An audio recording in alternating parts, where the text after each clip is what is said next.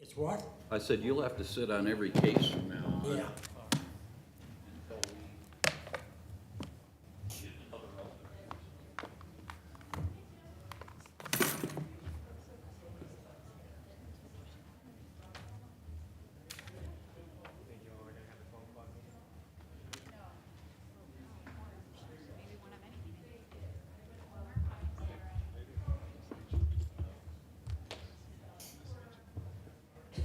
Hi Sarah, how are you today?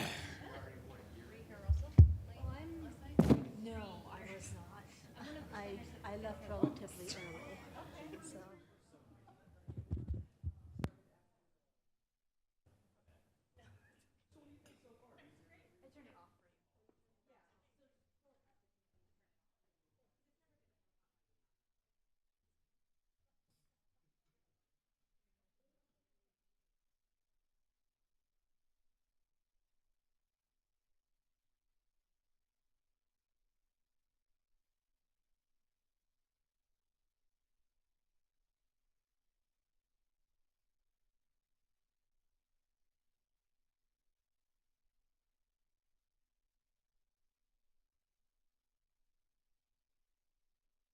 Thank you for always being so responsive to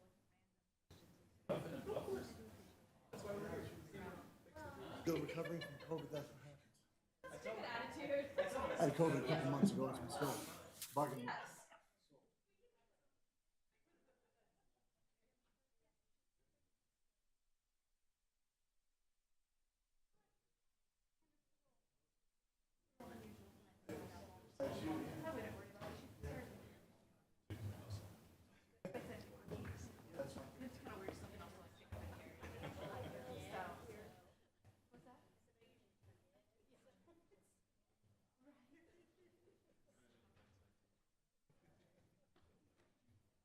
I guess you can be both.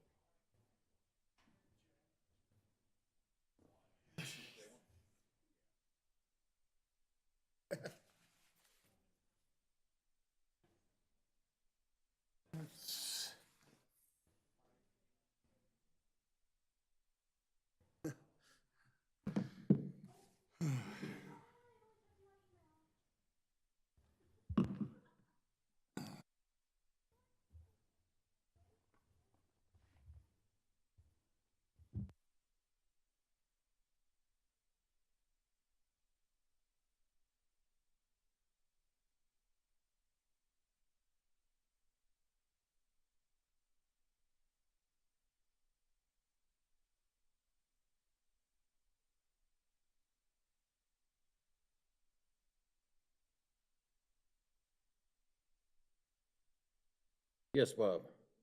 Wear my hat. Well, I was just pondering. But if we're gonna say the Pledge of Allegiance, we'll have to ditch our hats. Yeah, I know that. I just leave it on. Yeah, we better take our hats off. Now it's gonna be a glare in the room. Don't blind me with your head. Harris, you got more hair than I do. I have Hey, more. we've all got problems.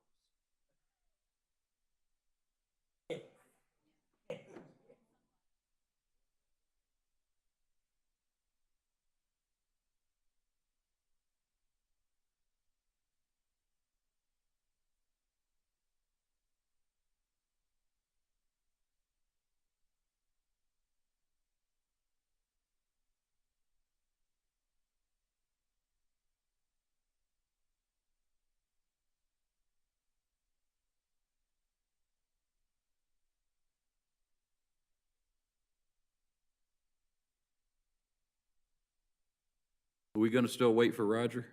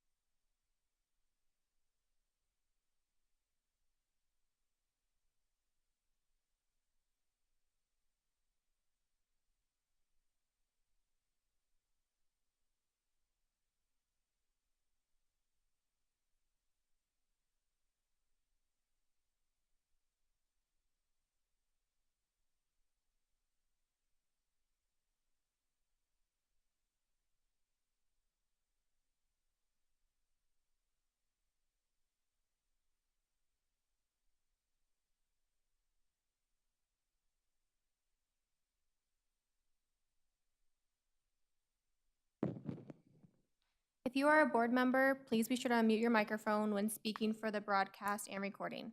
The Community Development Manager is the host of the Zoom meeting. Speakers will be able to unmute themselves when recognized. The public who did not register in advance can usually view the recorded meeting on the city's YouTube page within 48 hours. For tonight's Board of Adjustment meeting, please dial 720-386-9023 and use code 104091 star for live Spanish translation services.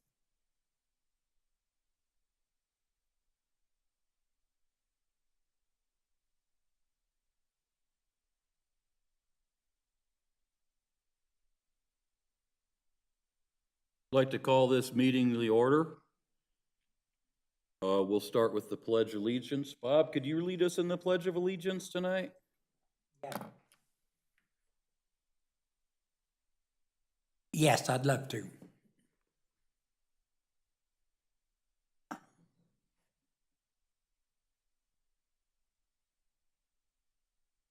Excuse me. I pledge allegiance to the flag of the United States of America To the republic for which it stands, and under God, to the republic that stands, one God indivisible, with liberty and justice for all. Thank you, Bob. Caitlin, if you could please take the roll. Chairman Leffel, Here. Mayor Huseman, Board Member Gronquist, Present. Board Member Brinkerhoff, Here. Board Member Benzel. Here. Thank you. I'd like to introduce the staff that's present tonight. We have Sarah Greger, Deputy Attorney, Jennifer Jones, Principal Planner, Anita Riley, Principal Planner, Omar Youssef, Planner, and Stacy Wassinger, Planner.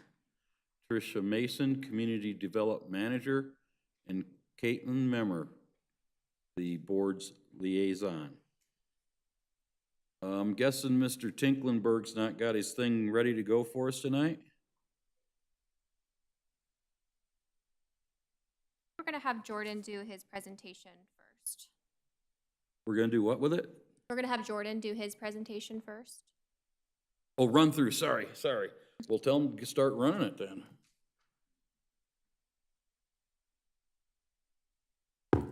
Good evening, board members. Thank you very much for your time tonight. So my name is Jordan Roberts. I'm the Deputy City Clerk for the City of Commerce City. And tonight we're going to be talking about two big projects that the clerk's office is currently implementing. And I do see Roger has actually just joined the call. Would you like me to proceed? Can you hear us, Roger? Because we can't hear you. You got to speak up.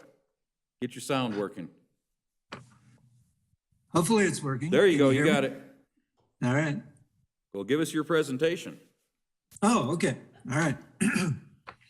Well, number one, I just wanted to drop by and say hello. I didn't want to waste your time, but at the same time did want to say hello and convey to you the appreciation that I have for what you do. Wanted to also give you just a brief overview of my vision that I've given with the city staff, or to the staff, I should say. You know, the city council set out 5 major goals, and we work from those goals.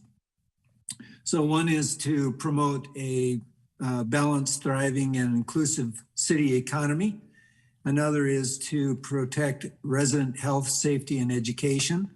And, you know, this board certainly plays a role in that. Also, we have the third one, sustain an efficient and effective city government. And the fourth one is to develop and maintain public infrastructure, facilities, and transportation to improve community appearance and continue growth. And the fifth one is to promote inclusion and equity to create a unified city. So what we do is we work off of, we being the staff, work off of those goals and put objectives in place to basically achieve those goals for the city council. And, you know, that means working in the present right now, but the challenge I've given to the city staff as well is to think in terms of the future and to work strategically. You know, what decisions that we make today have an impact on the future of the community, how it grows, and how it's able to sustain itself. So that's equally important in my mind, that we think both present day and for the future. You know, there's 4 main areas that deal with our sustainability as a community. One is the environmental, and that can include both the built environment and also the natural environment. And we have to protect and, you know, maintain both. There's also the human sustainability, and that is, you know, we all need a sense of purpose to thrive. And for us, that means, you know, building a flourishing community where people have opportunity and where we remove barriers to success. And then, of course, there's the social. We as humans are social beings. We want to interact with each other. We want to, you know, have a sense of community and have a place for family, which is a huge part of our social makeup. So again, you know, how do we blend that in with the work that we do in building the community? And then finally, economic. If we don't have jobs, if we don't have, you know, the wherewithal to purchase goods and services, it's pretty hard to live. And the community doesn't thrive if we don't have that economic base. So as we think in terms of programs and think in terms of developing the community, we really need all 4 of those areas working in harmony. We need those also in balance. And so that's the vision I laid out for the city staff. And, you know, hopefully that rings true for the broader community as well. So just wanted to share that with you so you get a sense of where staff is coming from in terms of the direction that I've given them. So again, just wanted to drop in, say hello. I don't want to waste your evening. I know you've got items on your agenda, but you know, wanted to give you a sense of who I am and where I come from. I grew up on a farm in Minnesota and had the privilege, opportunity to not only go to college, but graduate school. And that's what enabled me to work in local government ever since. And it was a career I chose, made a conscious decision that I wanted to serve in local government, and been blessed to be able to do that. So that's just a few words about my background. Any questions that you all have? Any questions for Mr. Tinklenberg? Roger, you did such a good job. Nobody's got questions. Either that or I just bored you to tears, and you gotta restart the brains after I droned on. So, but thank you. Well, thank you very much for your presentation. That's complete. Okay, yep, I'm done. All right, well, just think about those good old days back on the farm, and we'll talk to you next time around. Sounds good. All right. Good night. Yep.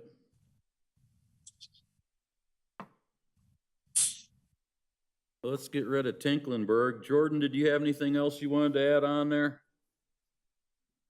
Not for that. We're going to be doing a presentation regarding redistricting. That's not gonna be now. Yep, it's going to be right now. All right, well, let's start doing it.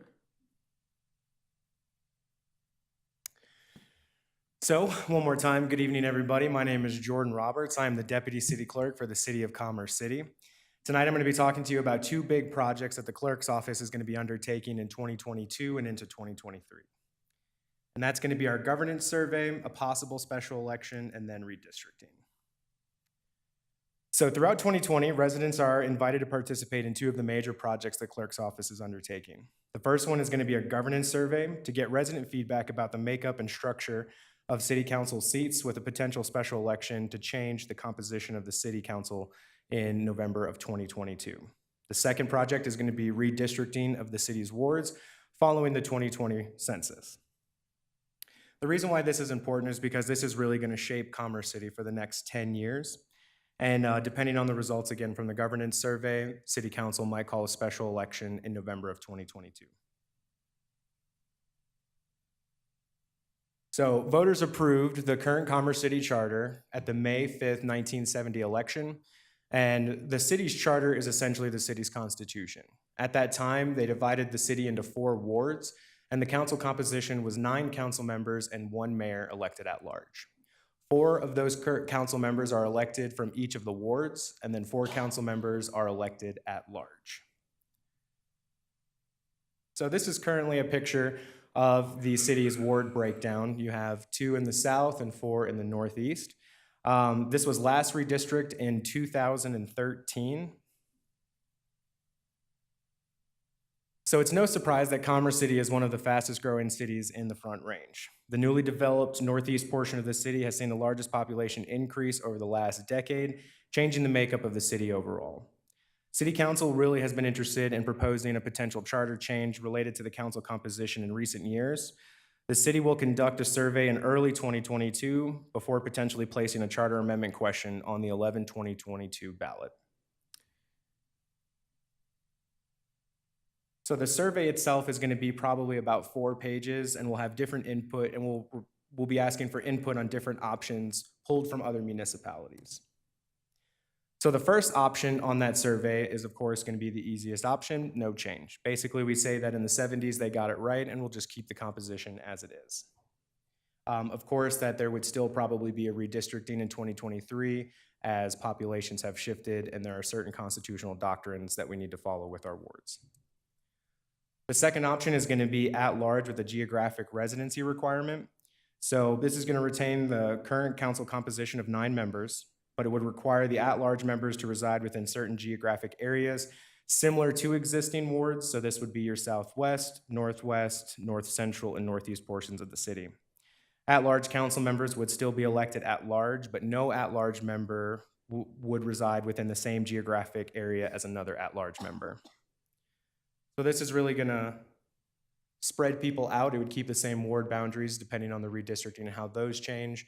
And then you would have people selected from the Ward 2 area into the Ward 3, Ward 4. Each of them would have geographic requirements.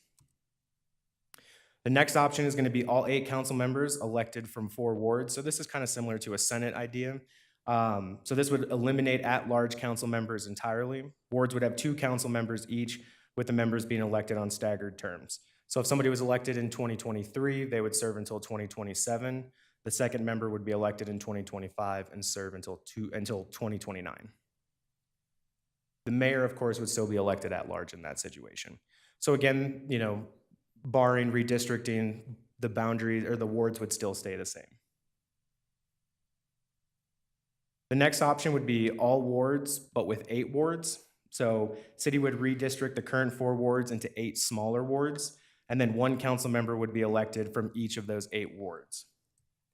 Now, I'd like to preface this picture that this is just a demonstration. This is not, kind of what this is, like what the ward map would look like. This is just something we had GIS draw up as kind of a visual demonstration.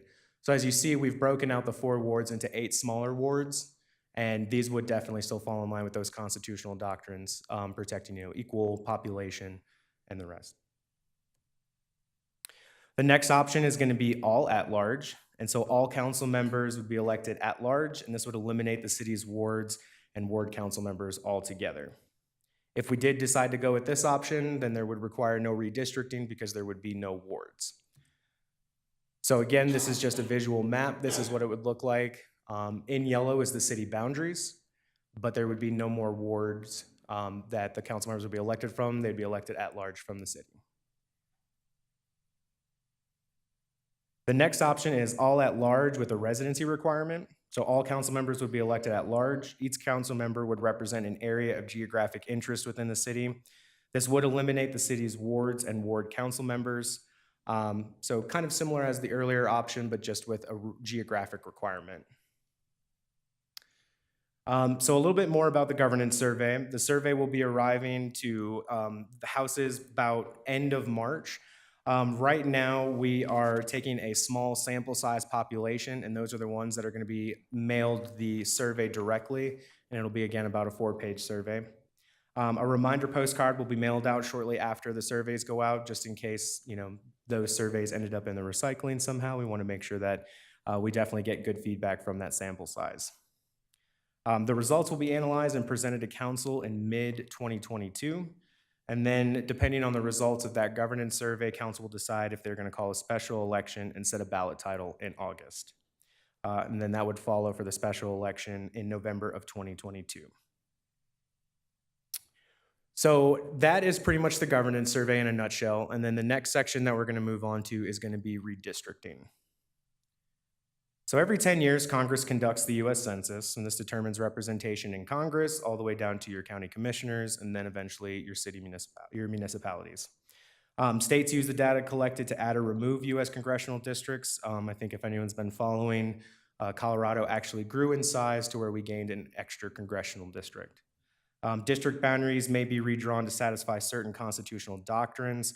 And so this is basically really what we're trying to aim for, is that we make sure each of the wards or each of the areas have equal populations and that there are no targeted efforts to try to minimize minority population votes. So in the chain of command, it's going to go congressional districts, it'll go state house and senate districts, and then county commissioners, and then municipalities are the last one in that chain. So Commerce City will start its redistricting process in 2022. We're starting early. We want to make sure that we get a good start on this. Per the Commerce City Charter, new ward boundaries must be approved by the City Council no later than 180 days before the regular municipal election. So the City Council's absolute last day to approve new ward boundaries is going to be Thursday, May 11th, 2023. So when we redistrict, when government entities redraw their districts or ward boundaries, there are several requirements and considerations. One, each of them has to have equal populations. Right now, I believe there is allotted about a 10% difference between the smallest ward and the largest ward. And of course, our efforts are going to be to get as close to zero as possible. Racial equality is the next one. You can't go in and try to redraw your districts to, alienate minority communities or dilute their voting power. The next big one is going to be compactness. And so you want to make sure that when you're drawing your ward boundaries that they're together and that all of the parts of that ward are touching. Contiguity, you got to make sure that there isn't one section that you're calling, Ward 1, and then maybe up in the northeast part, you want to say that this little section is also part of Ward 1. They have to be touching and together.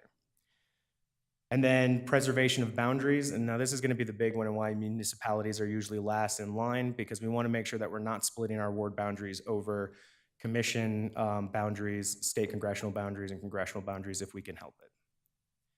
So the big reason why we're here tonight is to talk about the last one, and this is going to be communities of interest. So community of interest are geographic areas composed of people who share similar policy concerns and should be kept whole within a single district or ward. These policy interests can range from anything from racial, social, economic, environmental, transportation, and agricultural, a plethora of different things that can unite a community under one common interest. So a community of interest should tell its own unique story that is distinguishable from another surrounding community. Most importantly, communities of interest should be defined by local community members who reside there. As Dylan and I have been saying throughout all of these presentations, it does us no good to tell the residents of Commerce City, what your community of interest is. We work here, we've decided to dedicate our service to this community, but we don't live here. And so it wouldn't be right for us to tell the residents of Commerce City what their communities are. So that's where Representable and our efforts are going to come in to try to capture what community members define as their communities of interest. So Commerce City will be using Representable to gather community of interest maps from residents. Representable will explain the redistricting process, so it'll give you an overview once you get there. We'll have some demonstration slides coming up next. So it's going to ask you for your name and address, and now this is a very important aspect because what it's going to tell us is if we start getting a plethora of maps from maybe, southwest part of the city or more maps from the northeast part of the city, it'll show us where we need to target our efforts to make sure that we get as much community output as possible. And then it's going to ask you to tell us what makes your community unique, and then it's going to give you the option to actually draw your map. So this is going to be the landing page for Representable. We're going to have all the links, which will be available at the end of this presentation, and then we'll also send you a follow-up email once we're done. So you're going to get to the landing page, and you're going to click on Get Started. Let's see if I can do it. Awesome. So the first option is going to have you just fill out your name and your street address again so that we can track where our maps are coming in from and if we need to do targeted efforts and outreach for communities throughout the city. So you're going to fill out all your information. Dylan is the one that set up this example, and we just used the Civic Center's address as our community of interest address. So the next section is going to give you a brief definition of what a community of interest is, and then it's going to give you the ability to actually go in here and fill out, in particular, what community activities and services you provide, cultural and historical interest, and then it'll also give you a few more options as you scroll down. As you can see from this example, we have my community is centered around the Commerce City Civic Center with South Adams County Fire Protection District and Dick's Sporting Goods Park being nearby. Our community hosts sporting events and concerts and is a hub for people seeking government services like passport applications and building permits. So you'll have the ability to go in there and kind of, describe what makes your community of interest unique. So the next section is going to give you the ability to name your map or name your community. So for this test one, we did Commerce City Civic Center. And then what's really cool is it's going to give you the option to add tags.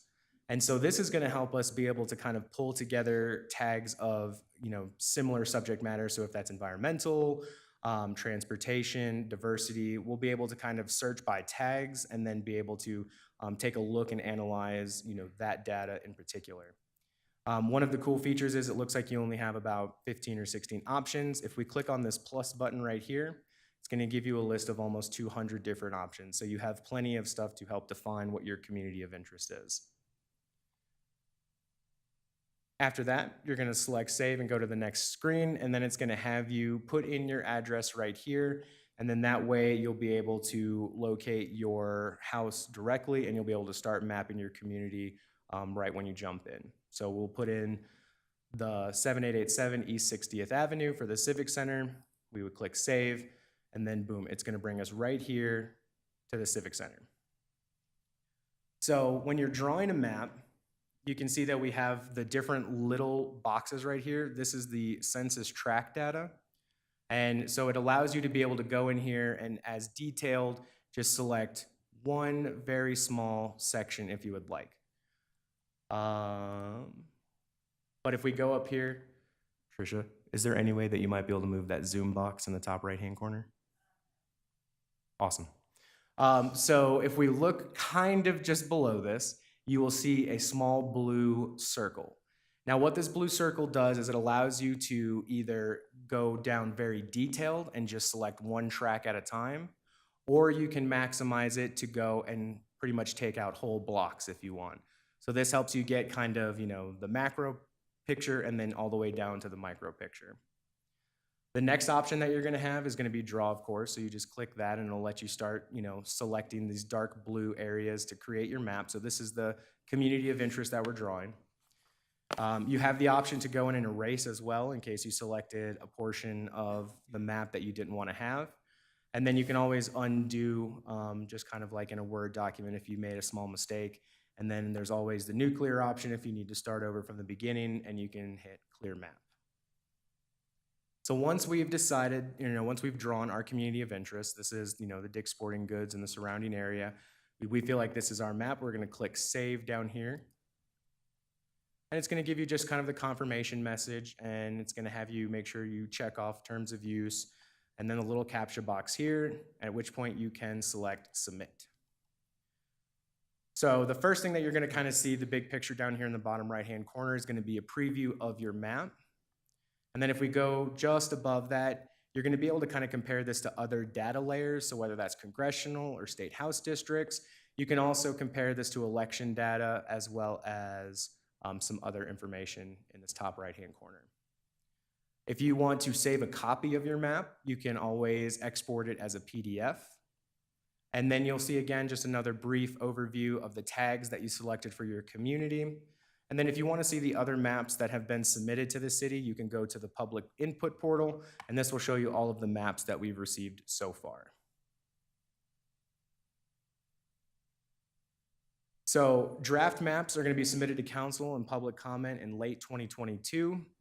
And final maps will be proposed in early 2023. Again, one of the big things the clerk's office is trying to do is get ahead of this project as much as we can to make sure that we can get as much community input as possible. Council will adopt the maps no later than May 2023, and then these will become effective for the November 2023 regular election. So with that being said, this is going to be the resources. We're going to have the representable link. More detail about the actual redistricting process can be found at c3gov.com/redistricting. One of the big things also is please register to vote. In Colorado, it is very, very easy. You can do same-day registration. So we want to make sure that we get as many people registered to vote as well. If you have any questions, comments, or concerns, you can always reach out to Dylan Gibson or myself. And our contact information is going to be on the clerk's page and then also on this redistricting page. So with that being said, that is all I have for you tonight. Thank you very much for your time. And if you have any questions or concerns, I would be more than happy to attempt to answer them. Do we have any questions for Mr. Roberts? I have a question. Okay, please. Mr. Roberts, I just got a question about the survey. How is the survey being done? Is it mailed to the house? Is it online? Is it, we got to go vote somewhere? Thank you very much. That's an actual excellent question. I breezed over that a little too quick. I will also say this is my first time doing this solo. So we are actually going to have a small sample size that are going to get mailed the survey directly to them, and then they'll have that reminder card. But council also wanted to get the input of the entire community. So we're going to be sending out a push to mail postcard, which will have the link to the online form. And then that way we can get everybody's input, and then we'll have that kind of coherent sample size to analyze as well. So yep, for those who don't receive the full survey in the mail, you'll receive a postcard that lets you know the web address to fill it out online. And then is it unique to a person or a household or number of people in a household, registered voters? How does that whole process work? Because you got 5 voters in a household or versus 2 or something. So if they were to be picked, I do believe we're going to be using our sample size from the Adams County Registered Voter List, and that's how the sample size is going to be established. And then everybody in the city will get the postcard reminding them of the online survey. So you could theoretically have 2 registered voters that were selected for the sample in the same house. They would receive 2 surveys. Thank you. Thank you. Any other questions? Well, Jordan, we thank you for that presentation. Got us up to speed on that. Thank you very much. And looks like you're done for the moment. I'm going to try not to run out of here. Okay, we'll move on to the approval of the minutes from the last meeting. Could I get a motion for approval in a second, please? I make a motion, we accept minutes from the last meeting. I second. Okay, I've got a motion and a second. We'll do the vote thing. You could please vote electronically.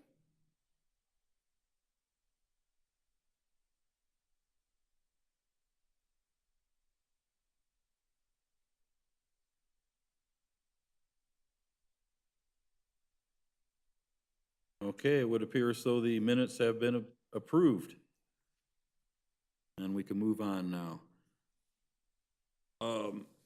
Sarah, can you please introduce our first case for us? Absolutely.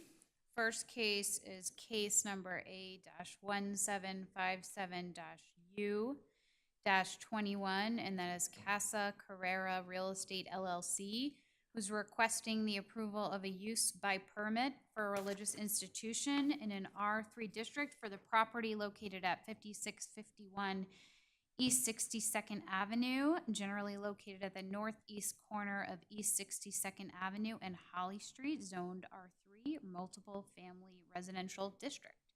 And for the city, planner Omar Youssef will be presenting.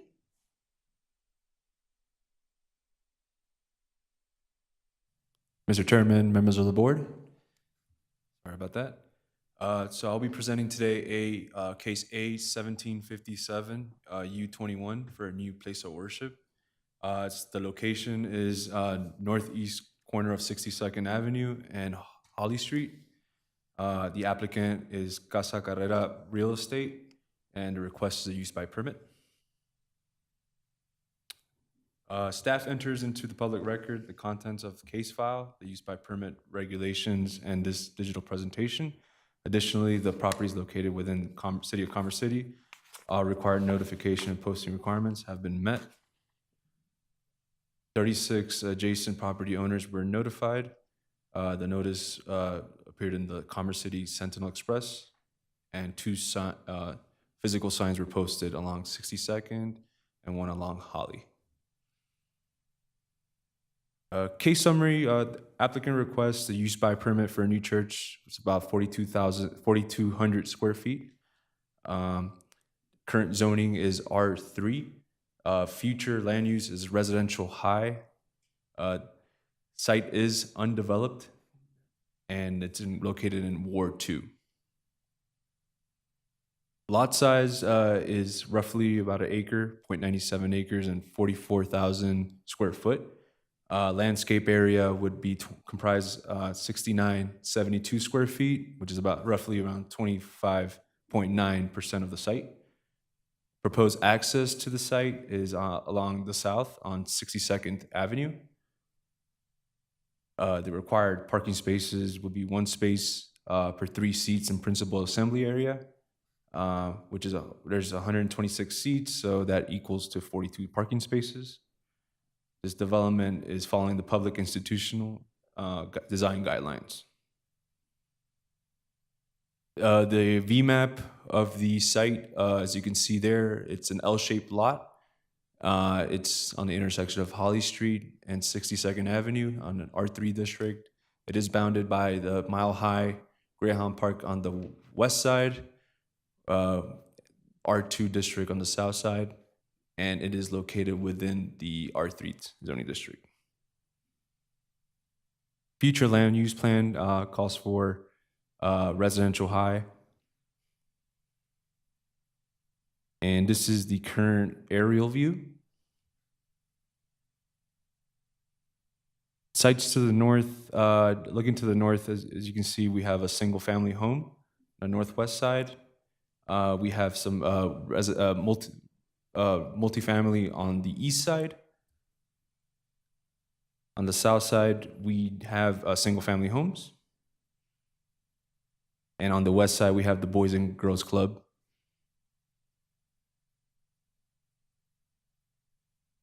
And as I was mentioning before, we have the adjacent properties. Just a little closer look at them. So the cases are concurrent with this use by permit. We have a consolidation plat that was applied for. Consolidates 3 platted lots into 1 to accommodate the development plan, which is the next case that is also running concurrently. Approval criteria, the use at the proposed location will not result in, the first one is the use at the proposed location will not result in a substantial or undue adverse effect on adjacent property, the character of the neighborhood, traffic conditions, parking, public improvements, either as they presently exist or as they may exist in the future as a result of implementation of provisions and policies of the comprehensive plan, this land development code, or any other plan, program, or ordinance adopted by the city. Such compatibility may be expressed in appearance, architectural scale and features, site design, and control of any adverse impacts, including noise, dust, odor, lighting, safety, impact on property values and surrounding area. Our analysis, the structure incorporates architectural features into its elevations that are common to the neighborhood, such as brick and wood siding, and structure conforms to the bulk standards and design guidelines expressed by the Land Development Code. The access point has been relocated further from the intersection of East 62nd Avenue and Holly Street to reduce the possibility of traffic conflict. The submitted traffic study that was reviewed and approved by Public Works Department. The parking area meets the standard stating in the LDC of 42 parking spaces, and additional efforts to accommodate parking for special events included approaching the Boys and Girls Club used for their parking facilities and identifying additional 66 on-street parking. A drainage study was for the site was reviewed and approved by the Public Works Department. The study incorporated a detention plant designed for the site. Now, staff finds this application meets this criterion. Second one, the characteristics of the site are suitable for the use considering size, shape, location, topography, existence of improvements and natural features. Our findings were the site is just over an acre, about an acre in size, and can accommodate all site improvements, including the structure, the parking area, the detention pond. The relatively flat topography presents no hindrance to construction. In addition to the L-shaped configuration of the lot, allows most of the parking to be located away from the street frontage. The staff finds this application meets this criterion. The use at the proposed location will be adequately served by and will not impose an undue burden on any of the improvements, facilities, and services of the city, special districts, or its residents. Where any such improvements, facilities, utilities, or services are not available or adequate to serve the use of the proposed location, the applicant shall, as part of the application and as a condition of the approval of the use by permit, be responsible for establishing an ability, a willingness, and a binding commitment to provide such improvements, facilities, utilities, and services in sufficient time to serve the proposed use. Our findings were the utilities and street infrastructure are present around the site. The development was reviewed by appropriate utility agencies to ensure that the use will have adequate services. Staff finds this application meets the criterion. Finally, the use is in harmony with the general purposes, goals, objectives, and standards of the comprehensive plan or any other plan and program adopted by the city. Our findings were the future land use plan applies a designation of residential high to the site. Secondary uses allowed in this designation includes schools, libraries, and other public uses and facilities. Churches have traditionally been considered an appropriate secondary use in land use designation, in this land use designation as an infill redevelopment and reinvestment goals of the comprehensive plan. Goal RR1 states the city recognizes the benefits of infill to balance, to retain the character of the stable neighborhoods with increasing economic development opportunities. Churches have historically been significant contributors to the fabric of neighborhoods, serving as hubs of stability and community for individuals and families who live close in proximity. Staff finds this application meets this criterion. On our DRT analysis, the proposed use by permit meets approval criteria in LDC section 21.32213. The proposed use is in line with the comprehensive plan, promotes economic development goals. All other code requirements will be met. The DRT took place back in January 13th, 2022, and DRT recommends approval of this project. Staff is available to answer any questions. The applicant is also present to speak on behalf of this request and answer any questions that the board might have. Well, thank you for your presentation, Omar. Is there any board members that have questions for this gentleman at this time?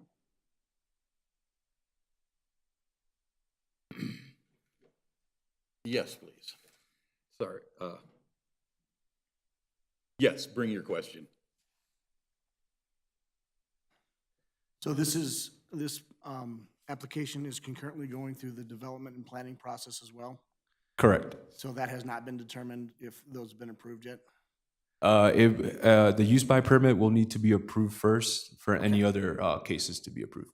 But it has been reviewed and complied with. Okay, so they're Yeah. just waiting for us, okay. Correct, yeah. And it's met all those requirements, you know, in the planning code and, okay. Correct, yeah. Anything else, Dave? Bob, do you have any questions for this applicant or this, the planner? In a construction of this, the basement and the stuff like that, what is you said in there that it'd be partially, the basement would be with bathrooms and facilities. Then it states that there won't be, it'll be waiting for construction. So what is the stability or the building of the inside of this structure going to be like? So I believe the basement level, there'll be community rooms where Bible study will take place, and then the main level, there'll be the main congregation area. Okay, so getting in and out, the parking lots and stuff will be inside, and while the getting to the building won't have any public obstruction, right? No, there's links from the parking lot to the entrance of the facility, Yeah, and there's multiple entrances as well. okay, Yeah. that's it. Thank you, Bob. I did have a couple of questions. We don't have a site plan with this application. Why would that be? Let me see if I can pull up a site plan. Give me 1 second.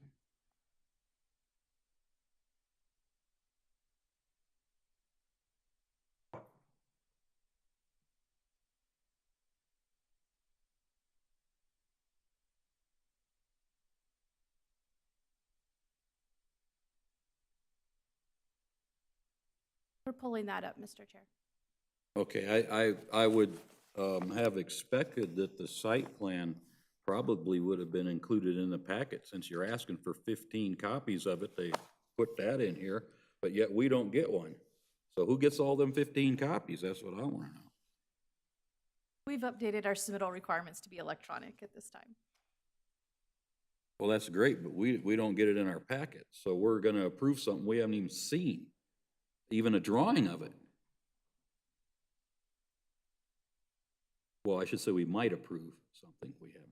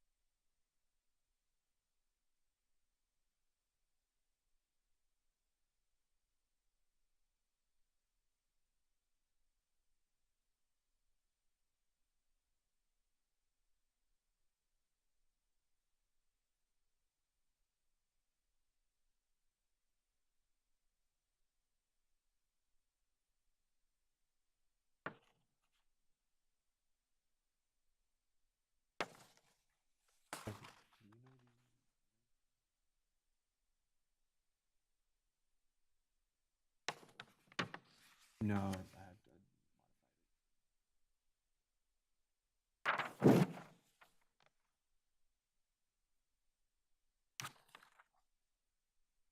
Apologize, trying to get pull it up. I'll pull it up in a minute.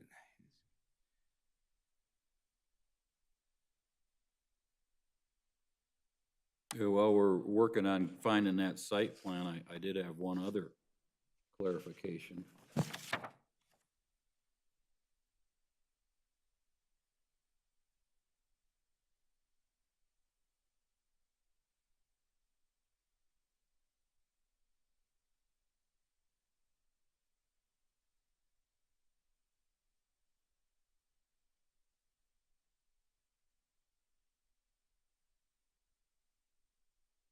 Mr. Chairman, did you want to go ahead and let us know your other question while this is coming up? Okay, my other question, and this kind of goes back to where Bob had led up to. In the one portion of the packet on page 9, it says clearly the basement will include a community room, kitchen, restrooms, classrooms. But yet, when you go over into the other portion of the thing, it says the basement's gonna be unfinished. So which is it? Is it finished or isn't it finished? Will it include that or won't it? The applicant stated that, you know, over time, there will be, they have plans to expand into the basement. I'm not sure if the applicant wants to give timelines. Well, we can wait for when he gets up here, but it appears to me that it clearly says that it will have those things. Okay, well, is that 20 years from now, or is that next week? It would seem to infer that those things are gonna be there in this project, but later on, it says the basement's unfinished, so which is it? That's a good question. Trying to get the applicant there over Zoom so they can give you a timeline on that.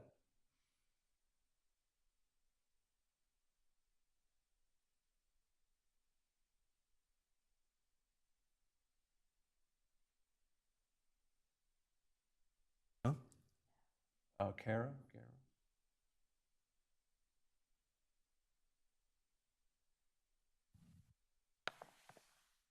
Sarah, you should be able to Hello, unmute can you yourself. guys hear me? Yes, Yes. Okay, great. Yes, this is Kara Grauer with RNN Architects. I am the architecture firm representing the project and the applicant. My understanding is that ideally the entire project will be completed, but you know how funding can be, that the main level with the sanctuary is the number one priority, and then moving into the basement as funding allows.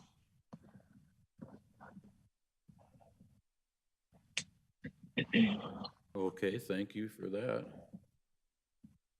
Thank you.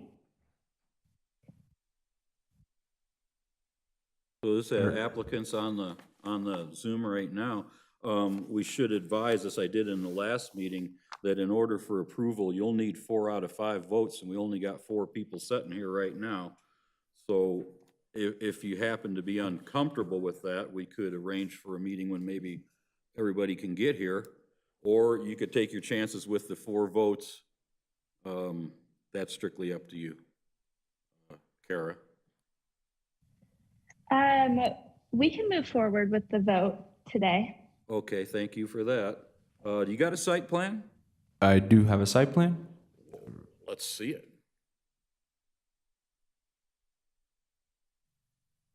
Oh, it looks great. Boy, that's a wonderful site. Man, oh man, can I move next door to that? I'm not sure. I have it pulled up on my computer. I'm not sure if the right.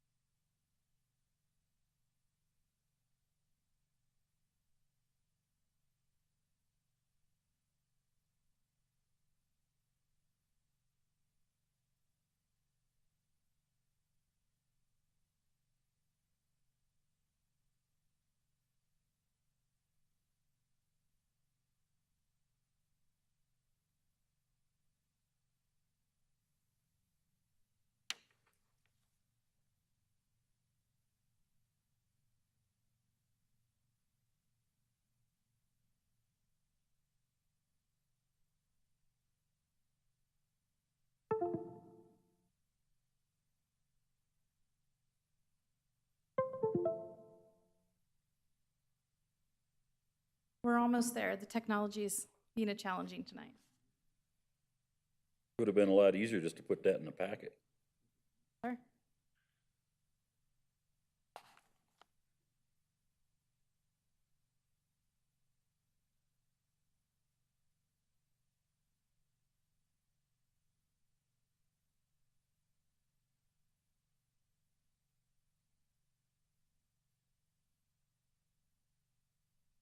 Thank you. So, yeah, this will be a development plan. As you can see, the parking is consisted away from the intersection on the east side of the lot. And then we have the proposed retention pond on the northwest side of the site, since it's kind of sloping towards the northwest. So that's where the best location for that would be. And then the new workshop center would be on the southwest portion of the site. And as you can see, we have the concrete walkways to the access of the site as well. So their lone entrance is near where it is right now, the curb cut that is? Or you said you maybe have moved that east slightly? Correct, yeah. We, as per Public Works comments, they wanted to see that away from the intersection. to Yeah, prevent- well, that intersection gets pretty backed up. And that's their sole entry and exit, just one access point. Is that correct? That's correct, yeah. And Sorry. could you point out that water retention on there? I'm having a little trouble seeing that map. Yes, so it's right Oh, it's the here. rain garden. Yeah.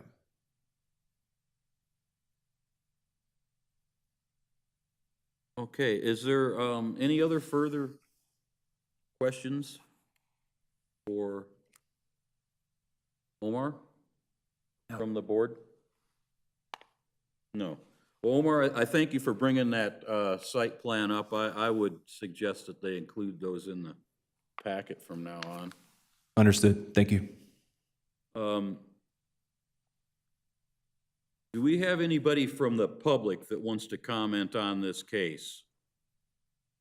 Just this one gentleman, could you please come on up to the podium? State your name and address for the record.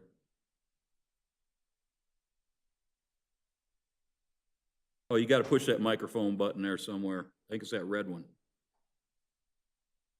Chair, point of order, I wasn't sure if the applicant had an opportunity to speak. I don't know if she had any more to add. We could if we want to hold this guy up for a second. Might be the best. Okay, Order. go ahead and take your seat just for a second. I kind of got out of order. I was confused, I guess. Kara, did you have any more, as the applicant, to add to this presentation? Is she still there? I do not. Yes, I am. Okay, you're still I do here, not but have you, anything to but you add. don't got anything more to add. Okay, if you could please come back up, sorry about that. Give your name and address so we know who you are and tell us what you got to say. My name's Austin Gonzalez. I live at 6200 Holly Street, which is directly north of where this project will be. I'm all for it. I hope you guys pass it. I would much rather see a church going next door than more apartments, being as we're building apartments directly across the street to house 2,000 people. I would much rather see a church go in there. I feel that it affects me directly. They'll literally be right next door. I've personally seen the plans. Talked with the people presenting it to you very closely about it. I think it's a great idea, and I hope that sways you guys to go forward with it. That's really all I wanted to say. I hope you approve it. Okay, well, we appreciate that and thank you for your input. Yes, thank you. Is there anybody else present in the room that would like to speak on this matter? No. Okay, is there anybody that somehow has come electronically to us that would like to speak on this matter? Seems unlikely. If there is anybody that indicated they did not want to speak that would like to not provide comments virtually, please use your raised hand feature.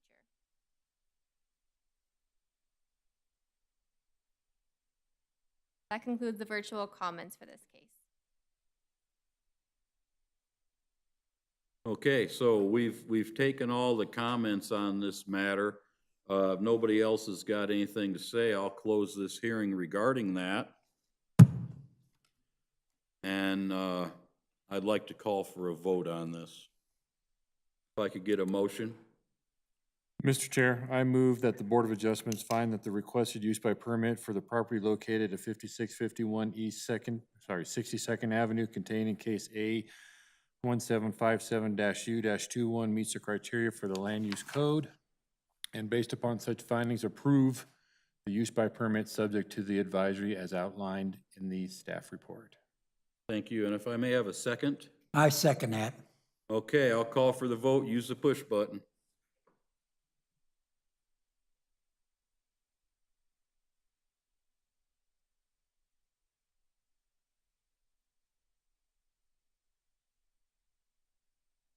All right, looks like you've got your request. Wherever, oh, she's not even here anyways. Okay, Thank you, Mr. Chairman. hey, you're welcome. Okay, so that concludes that hearing, and we'll now move on to the next hearing. Sarah, can you ask the planner to come up? Sure, this is case number A-1761-U-22, Anders Beverage Corporation or Company LLC. It's requesting the approval of a use by permit for a distillery in an I-1 district for the property located at 6340 East 58th Avenue, Unit I and J, Zone I-1, Light Intensity Industrial District, and Stacy Wassinger from the city will be presenting. Good evening, Chair, members of the board. As stated, I am here to present the case A-16-61-U-22, which is a request for distillery use by permit by Anders Beverage.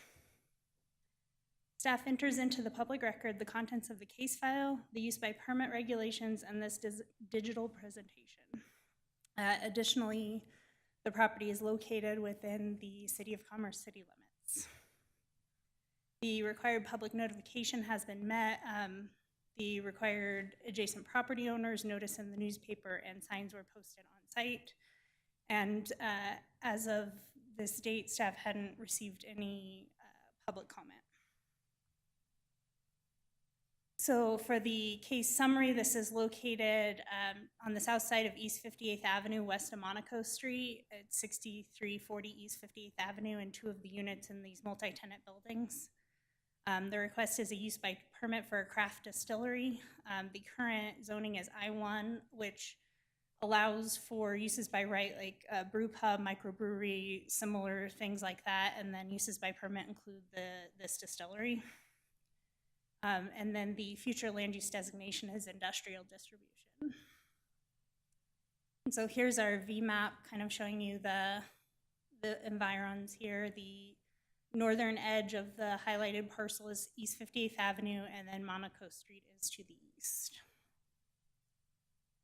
Here's the excerpt from the future land use map showing that this area is primarily industrial in the future land use map as well.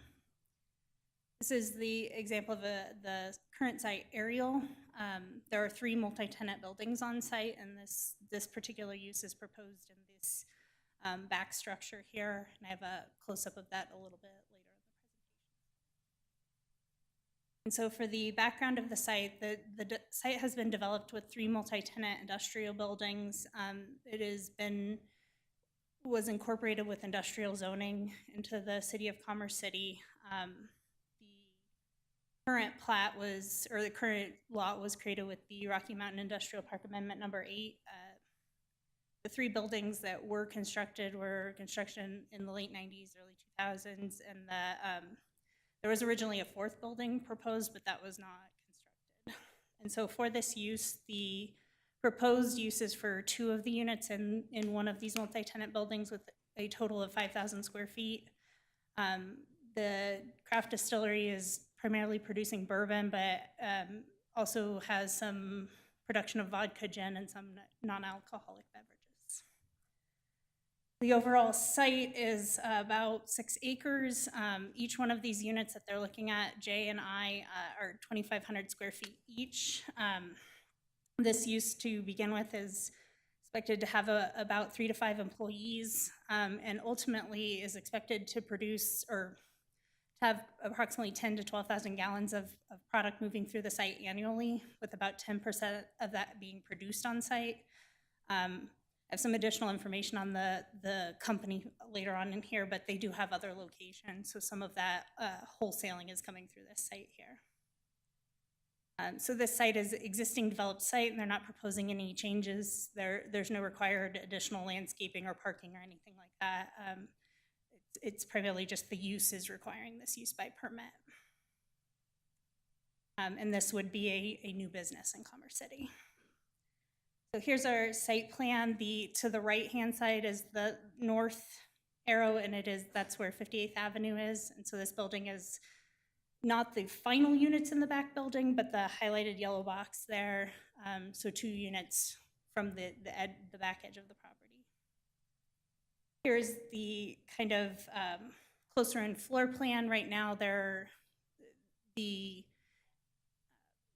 unit J is primarily where the manufacturing and distillery operation will be at the beginning. Unit I is storage right now, but would eventually be part of the expansion as this business is expected to grow. And so the request is for both of these units to be able to be used for the distillery operation.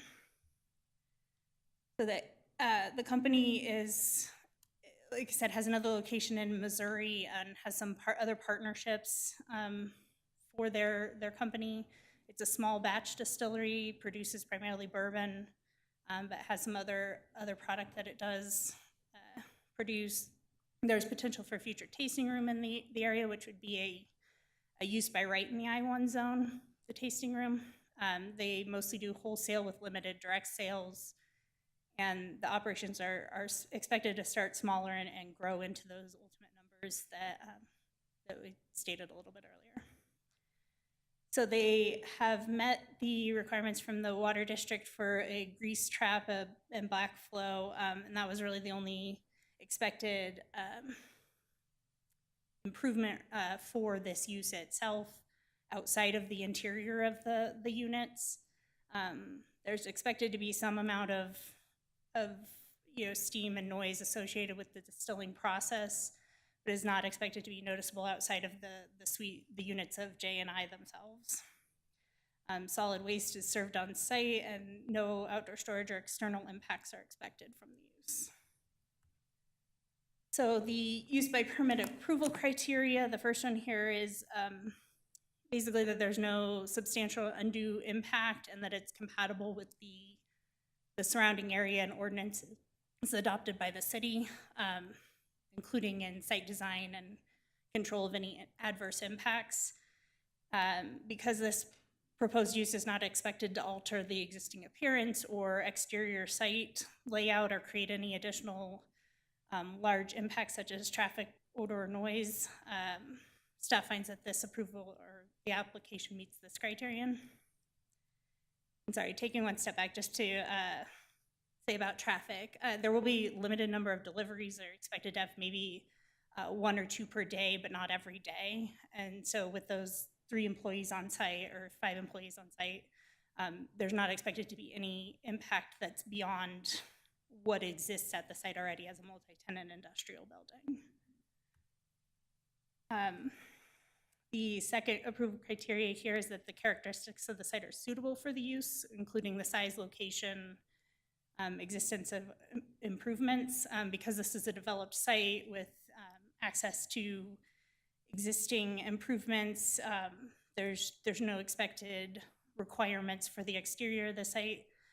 Any building permits or fire code things that they will have to meet that will be required to be met, and those permits would be for the interior of the units. And so with that, staff finds that this application meets this criterion as well. The third approval criteria is that the location is adequately served and will not create an undue burden on any of the improvements or facilities services of the city. And because, again, this is a developed site with a multi-tenant industrial that's expected to have, that was reviewed for those kinds of impacts, that this use is not requiring any additional improvements or facilities that are not already in place. Any alterations to the buildings will still need to meet building and fire code, but those are through the building and fire code review processes. So staff finds that the application meets this criterion as well. And then for the final approval criteria is that one of the following is met, and the first one is that use is in harmony with the general purposes, goals, objectives, and standards of the comprehensive plan.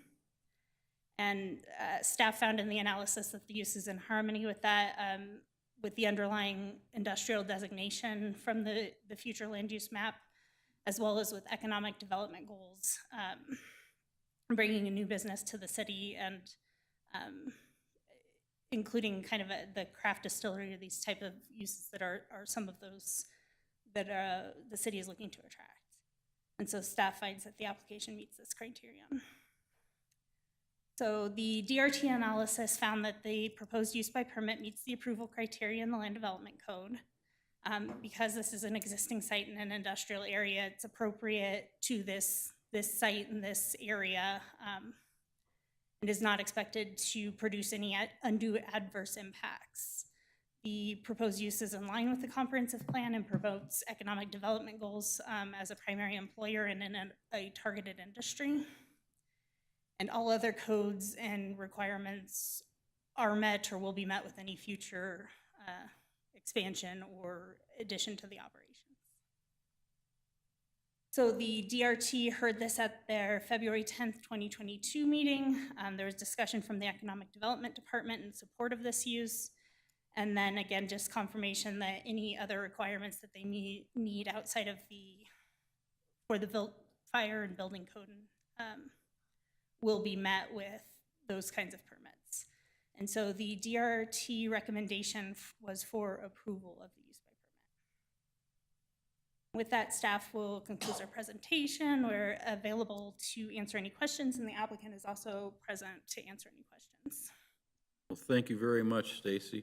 Let me see if we have any questions from any board members. Are there any board members here? Dave, you got a question?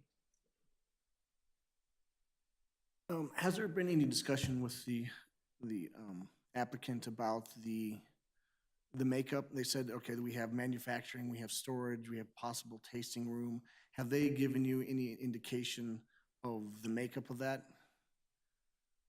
Because I see we have a nice little sketch of Unit J, but we have nothing of Unit I. It might be a question for the applicant, but I'll ask you first. Yeah, I will defer to the applicant for the particulars of it. As I understand it right now, that Unit I is intended to be primarily storage, but that as the business grows, they will have to, if anything, if they need additional area, that there might be building permits and things like that that would then be needed for that area, but for the time being, it was intended to be storage. Well, the point of my question is, you know, they want a future tasting room, which throws you into an assembly type space. I know if you make your alcohol, you do not have a liquor license, so it's a way for these guys, you know, to have you could have a full bar there. And I was wondering on the application of for the parking, if anyone has looked at that as, you know, or for the future. You know, I'm not saying that they can't have a tasting area, but it's something that we need to be concerned about, because the parking's based off industrial and assembly is a totally different animal. So I'm not sure if they, through the building process, is this a TI, will planning be looking at that for, you know, when they do submit that? Right, yeah. So as it stands, it is tenant improvement, and it's not, we're not looking at it for the tasting room because it hasn't been proposed yet. But if and when that would come in, it would need to meet all of those parking requirements and look all of those requirements. I don't know, and I will defer to the applicant on this. I don't know if there's any intention for the tasting room to be in either of these units, or if that would be another unit or something like that. So those are kind of not, I guess, not fully formed plans right now. It's just a potential for it. Maybe when it's his turn to speak, I'll ask him the same question. Okay, did that satisfy yours for Yes, the moment? Yeah, yes. Okay, Chris, did you have something? Yeah, I guess I just want to dovetail off of what the discussion is right now about the tasting room. If we do approve this use by permit application tonight, we're basically okaying the production, not the distribution, not the tasting of the alcohol on site. Is that correct? Correct. This use by permit is just for the distillery operation. Okay, so when they go to the tasting room or they go to a full-blown bar, that would be a separate application or a liquor license, basically, to distribute and sell the liquor. Correct. They'd have to meet any liquor license requirements, and then also, depending on the extent of it, it may be that there's a development plan or something more substantial than a tenant improvement for that kind of use. Okay, thank you. This tasting rooms are not subject to the state liquor license. That's why I'm, you know. Yeah, that's where I'm at too. You know, I wish they wouldn't have put that in the packet because it kind of throws a little curveball in there as to are we drinking on site? Is there a liquor license? Or do we have security guards? What does that look like? That's a question for the tenant, I mean, the applicant, so. Yeah. Okay, Chris, are you done with her for the Yeah, I'm moment? done, yeah. Okay, Bob, do you got anything for this young lady? No, I am satisfied with the results that she has given us. Okay, I believe she'll invite the applicant up to give us his rundown on the situation, and then we'll question him for a while.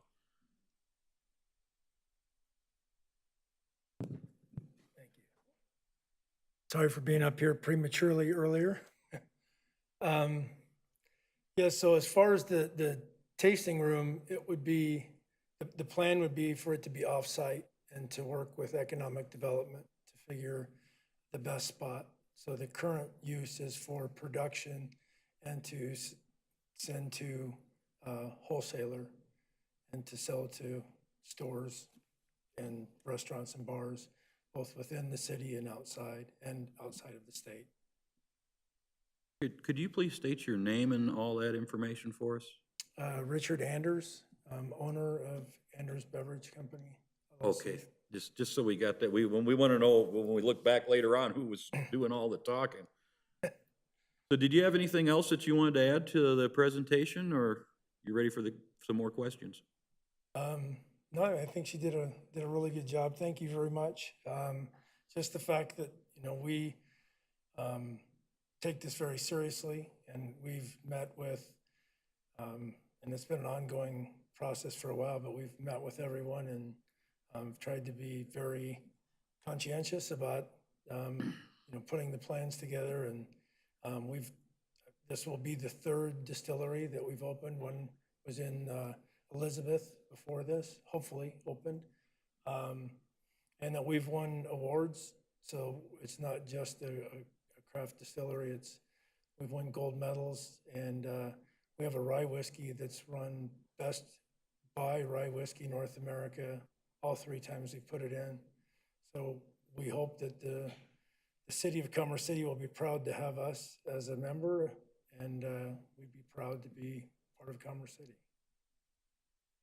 Well, thank you, Richard. Let me go over the board members. Chris, did you have anything more that you wanted to speak with this gentleman? Well, Mr. Anders, I certainly appreciate your time in coming here and your answering the question about the tasting room, because that definitely puts my mind at ease that we're not doing it on site and we're somehow quasi approving a tasting room tonight. So I certainly appreciate that. That's all I have. Thank you.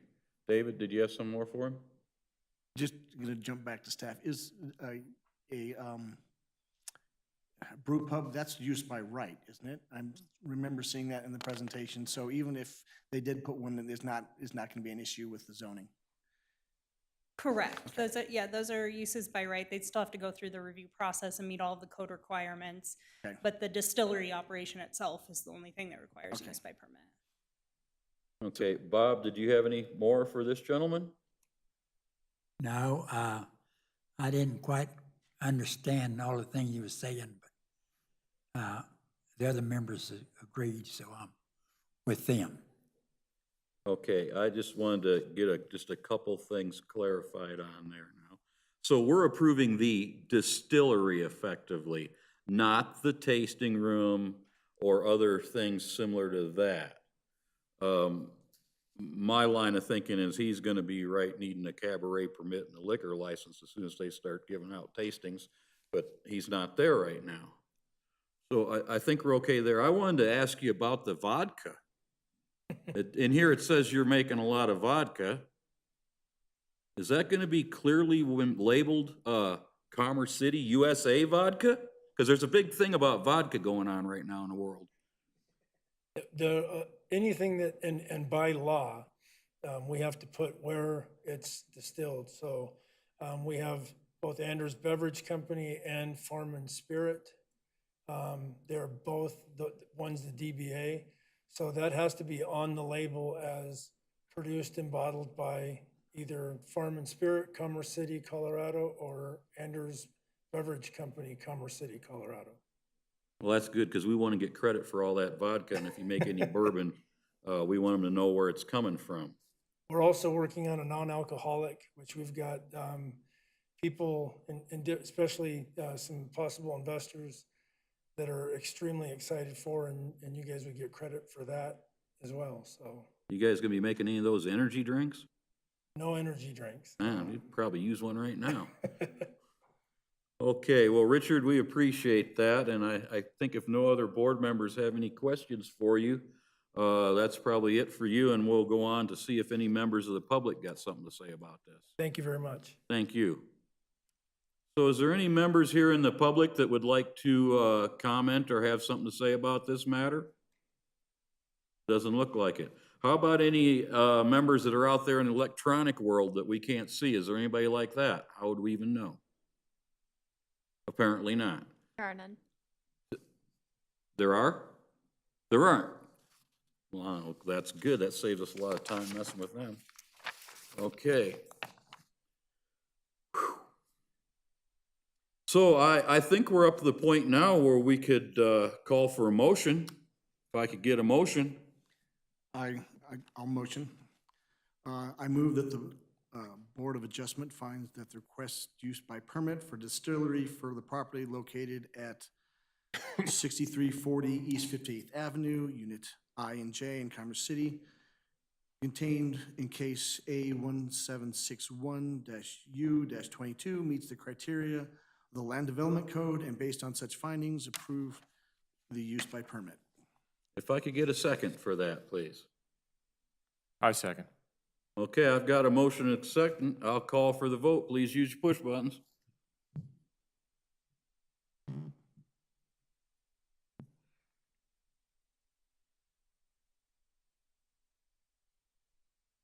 Well, it appears as though you have your distillery permit. Start making that vodka. Thank you very much. Oh, we can enjoy some of that vodka spirit. Vodka, you're gonna drink vodka, Bob? I'll think about it. Just a very little bit, right? Yeah, Yeah. very little. Yeah, me too, very little.